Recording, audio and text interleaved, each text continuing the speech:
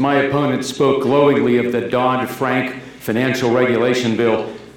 Do you understand what that means to Delaware? It means the destruction of our financial services industry. It means moving corporations out. We get, what, $300 million a year? 30% of our budget. 30% of Delaware's budget comes from corporate franchise taxes and abandoned property.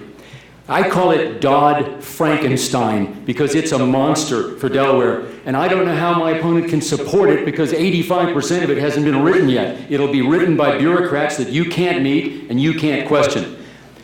In Washington, good intentions turn into unintended consequences, which turn into disasters.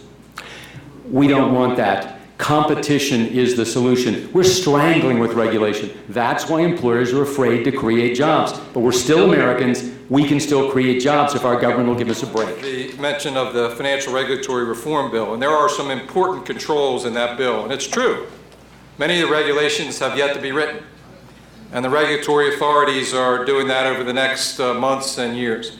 But there's a very, very important role for Congress, frankly, a role that Congress didn't play in the years leading up to 2008 and the near financial collapse. And so you want to have a congressman that's going to go to Washington and take that responsibility seriously.